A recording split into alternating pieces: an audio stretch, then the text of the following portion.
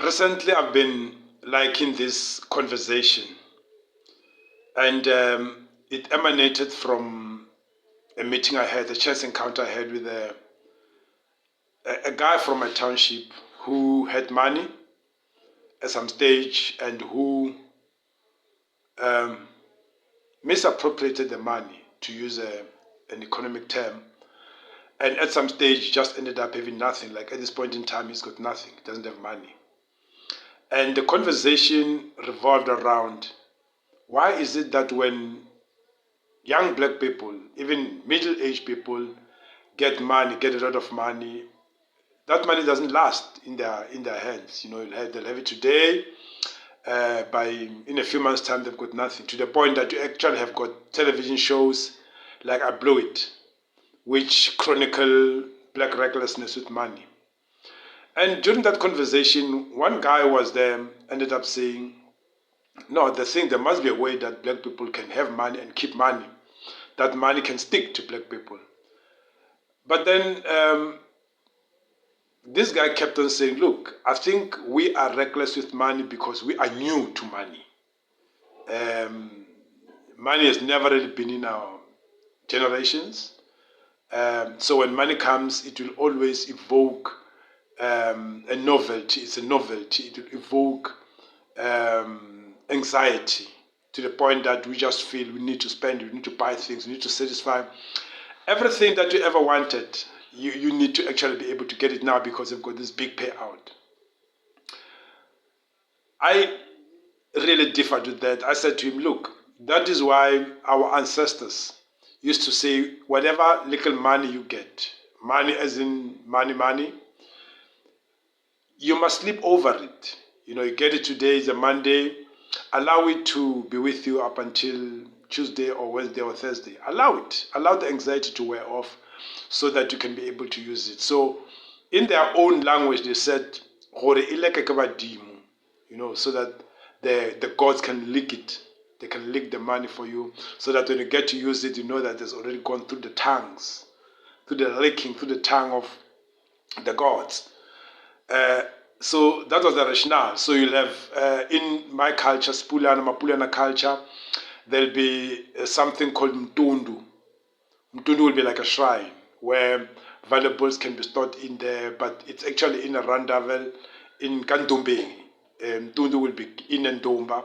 And then whenever there's something good happening, if somebody gets married today and they get married with cash, the normalised cash, the cash is going to be put there to sleep over there so that the gods can lick it. But it's just like the gods can see it. So I said, that was the conversation when we were growing up, that money, if you get money today, you don't use it today. You wait for another day. You wait for tomorrow. You wait for day after tomorrow before you're able to use it, because now you know that it's been blessed by the gods. Because it's been given to you. It's not yours. You're not entitled to it. It's been given to you for a purpose. So once you let it slip over, sleep. Don't leave at 8 o'clock and say, I have to go to a club and spend it.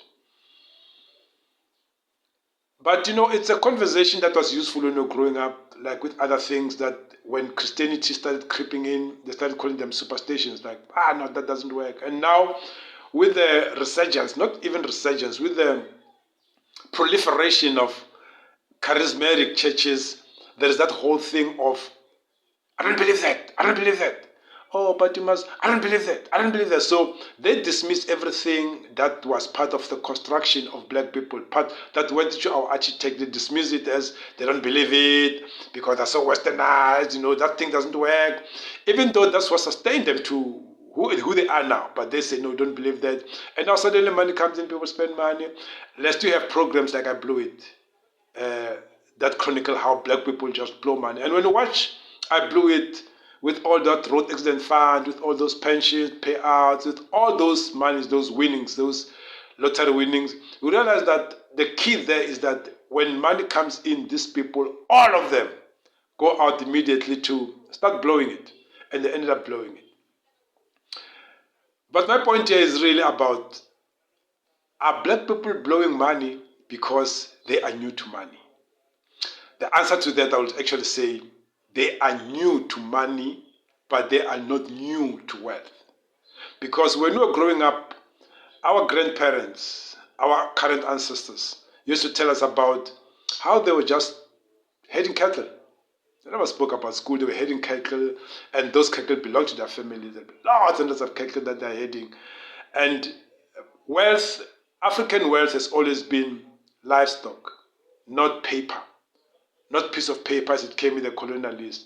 And so if by the current calculations, I have 10 cattle, 10 heads of cattle. A cow goes for, let's say, 15,000, 20,000. So it means I actually got 200,000. If I have 100, when a cow goes for 200,000, it means I've got 2 million. And our grandparents, our forebears, they will have lots and lots. 100 cattle will be likely to have so many of them.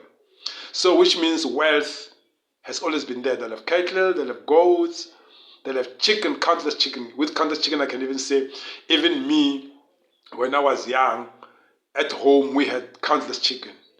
And then we had ducks. So we never had cattle, but my grandmother always spoke about the cattle that they grew up herding. My aunt will always, not even my aunt, Mamogolo, will talk about the goats that she grew up herding, which belong to the family. Which means, by the way, wealth has always been there. Money might not have been there, wealth has always been there. That is why we look at African transactions, they were always transacting with livestock. If you did something wrong and they summon you to the traditional council, they fine you a cow. And the council, the people who sat down to listen to your case, they say they fine you a goat. When somebody got married, they got married with a cow. And the uncles who were sent to go and negotiate, they slaughter a goat. When the families are brought together, they will slaughter a goat.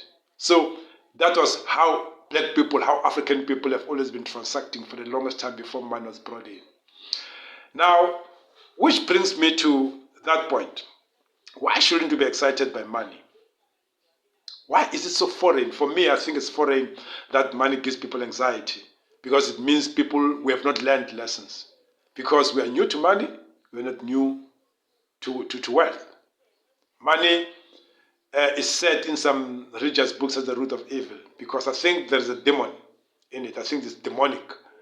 There's something that they put in there in the process of making money that actually just makes it,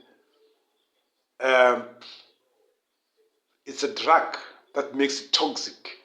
It excites blood, it excites lots and lots of other things. Men with money feel like they want to sleep with the whole world.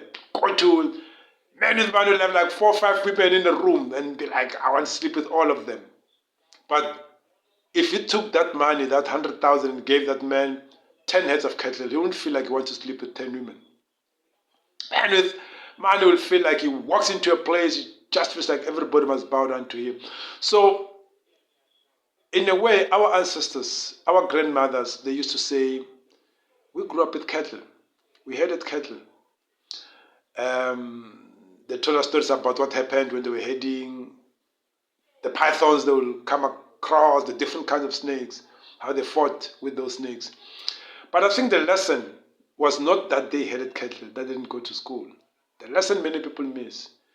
The lesson they were giving us was that, look, we have always been wealthy. Black people and wealth are like a finger and a nail.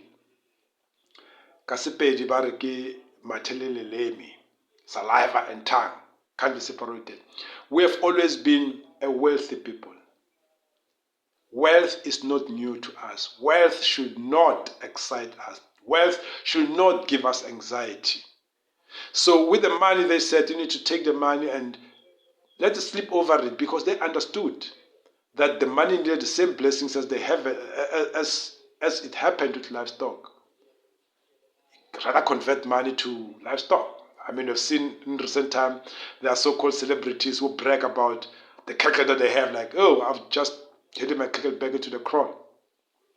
Former President so has a cattle, it's got a crown, it's got cattle, because that is still how it is being determined in those quarters. So let us not have anxiety over money. Let us become better people. I always say this. Let's become better people. Let's not be anxious over money. Let's not get rushed over money. Let us see ourselves as being wealthy, because we've always been a wealthy people, and we are wealthy people, even without using money as a determinant. So, like and subscribe to SAP, a second perspective, and let's make the circle bigger.